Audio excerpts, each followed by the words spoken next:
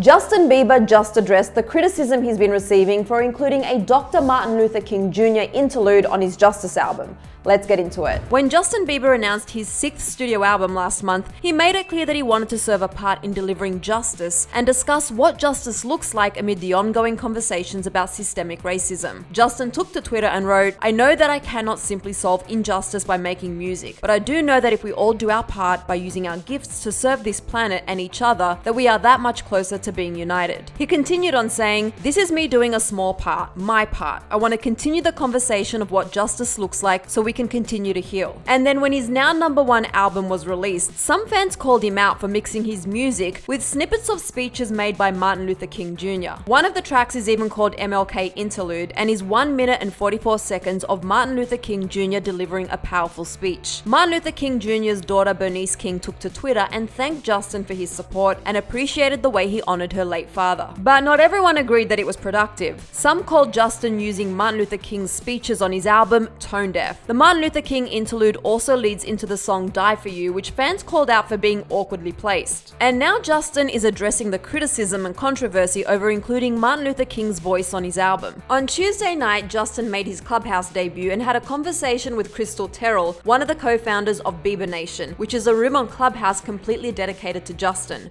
During their chat, Justin talked about growing up in Canada where he didn't learn anything about Black history. He said, quote, "It was just not a part of our education system. So I think for me, coming from Canada and being uneducated and making insensitive jokes when I was a kid and being insensitive and being honestly just a part of the problem because I just didn't know better." Justin continued on and said that he wants to do better now, and that's why he wanted to include this powerful moment from Martin Luther King Jr. on his album. For me to have this platform to just, share this raw moment of Martin Luther King in a time where he thought that he knew he was going to die for what he was standing up for. And Justin said that he was willing and prepared to deal with the backlash because amplifying Martin Luther King Jr.'s voice was that important to him. Justin said he was honored to be able to share Martin Luther King's incredibly touching speech and that he wants to keep growing and learning about all social injustices and how to continue to be better. Justin also made it clear that he was not trying to make a connection between himself and Martin Luther King because he still has a lot more learning to do.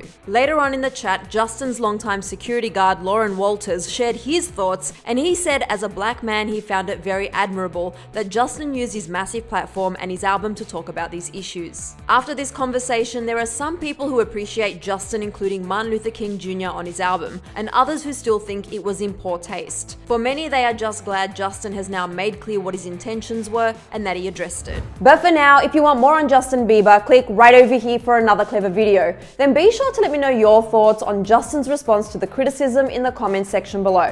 I'm your host, Susan Morad. You can find me on Instagram at Susan_Morad. I'll catch you later. Bye guys.